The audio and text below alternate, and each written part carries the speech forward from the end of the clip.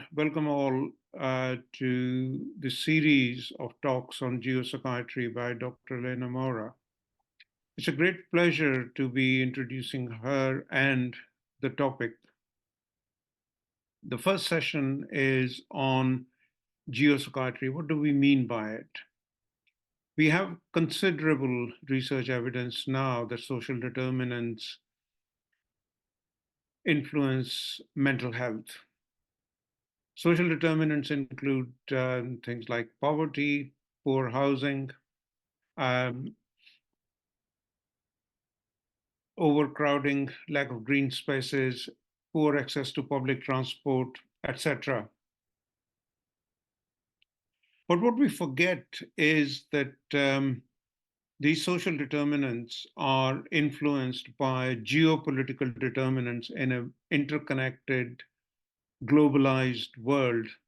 So conflict, disasters in one part of the world can have ripple effect on other countries, leading to migration, both internal within a country and external, and obviously also leading to increasingly people seeking refuge and becoming asylum seekers. And Dr. Moura is going to be presenting the data on these findings and also explain in a bit more detail about geopsychiatry. Thank you.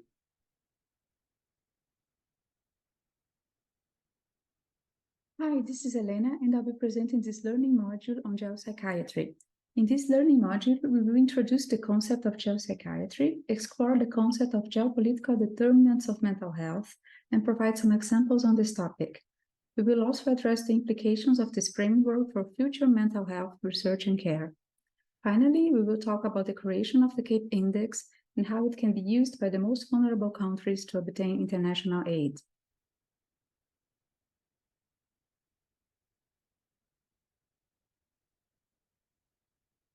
The world is facing a number of crises at the geopolitical level. The COVID-19 pandemic has added further complexity to the health and well-being and highlights the significance of geopolitical determinants. Geopsychiatry is a relatively new and exciting field in psychiatry. The discipline studies the interface between geography and psychiatry and focus on the impact and effects of geopolitical determinants of mental health. It is in line with the biopsychosocial model, and this is a new framework for research and public policies as well as for obtaining international aid. The new discipline of geopsychiatry focuses on the influences and impact of global factors such as globalization, foreign policy, conflict, climate change, public health crises and disasters, natural or man-made, migration and other factors that contribute to and affect mental health and well-being of individuals, their carers and families.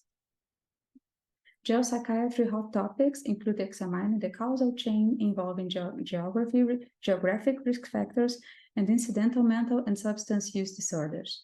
Furthermore, protective factors and environmental interventions have been increasingly investigated. Some consequences of collective geopolitical traumas are known, such as high levels of PTSD, high levels of depression, somatization, anxiety disorders, suicidal ideation and attempts, prolonged grief reaction, disruptive violence, and sleep problems. So to understand a little bit more of risk factors for mental health and the different perspectives of it, we usually talk about the individual risk factors such as sex, age, and genetics. But health is determined not only by genetic vulnerability, but also by its interaction with the milieu in which a person or a group resides.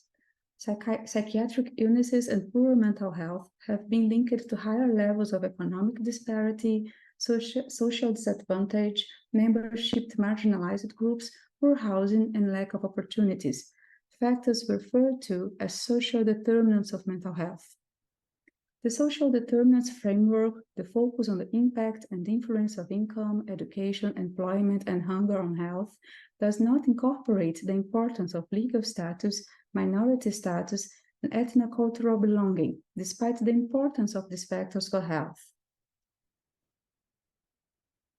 Social factors are influenced by geopolitical elements such as the economy, environmental protection, social welfare, and inclusive policies, as well as public health policies. So geopolitical determinants are distal factors of mental health that influences and contributes to social determinants of health. To add a little more complexity to this issue, in some cases the geopolitical determinants go beyond borders. Thus, a country with a very repressive laws against women, for example, can force this population to migrate to other countries, and there they will face the difficulties of being immigrants, while the host country will have to bear the costs of the migration. Geopolitical factors have always influenced health, but their importance was particularly focused on specific events such as the Asian tsunami or Ebola outbreak, and collectively, these have been under-recognized, and there has been an over-reliance on the social determinants of health.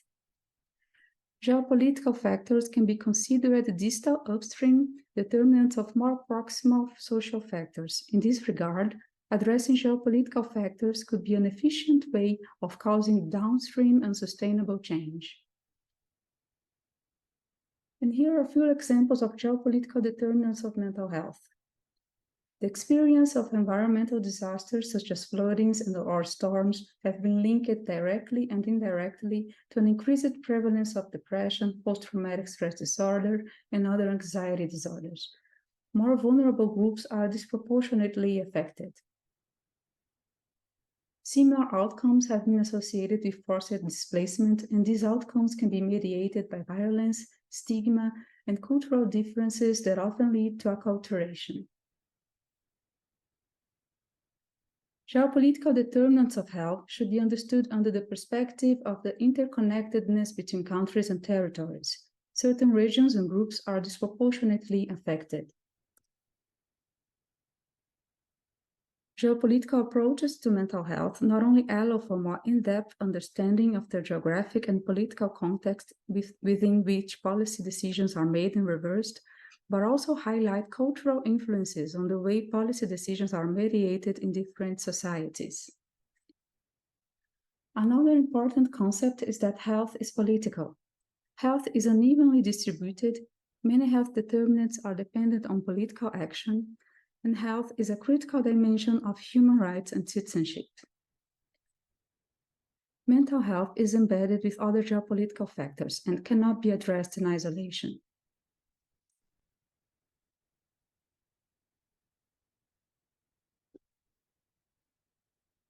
Just as geopolitical factors impact mental health, the reverse also occurs. Mental health disorders are among the top 10 causes of burden of disease, and this affects society in different ways.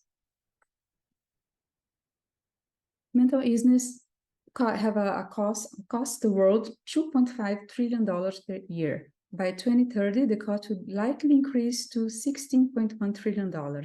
Yet, only 2% of the total health spending is spent on investing treatment for mental illnesses, especially in low and middle-income countries. Global spending on health is expected to increase to $18.28 trillion worldwide by 2040. The US is the biggest aid donor, spending $35.5 billion in 2020, followed by Germany, Britain, Japan, and France. In this context, identifying the countries with the greatest vulnerability to mental illnesses is essential for the proper planning of international funding.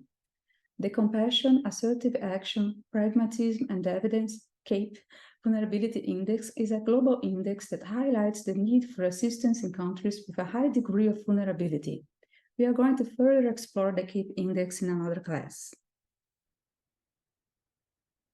Psychiatry must model itself in the context of geopsychiatry influences such as climate change, migration, natural and man-made disasters, and lessons from the current COVID-19 pandemic. The varied multidimensional global challenges are shaping geopolitical determinants which in turn influence mental health, and it is likely that the future of social psychiatry will be influenced by geopsychiatry. So, in conclusion, geopsychiatry studies the interface between geography and psychiatry. Geopolitical determinants of mental health should be understood under the perspective of the interconnectedness between countries and territories, and this new framework is important for policymaking and foreign aid. And in our next class, we will discuss some geopolitical challenges and some implications for research and care.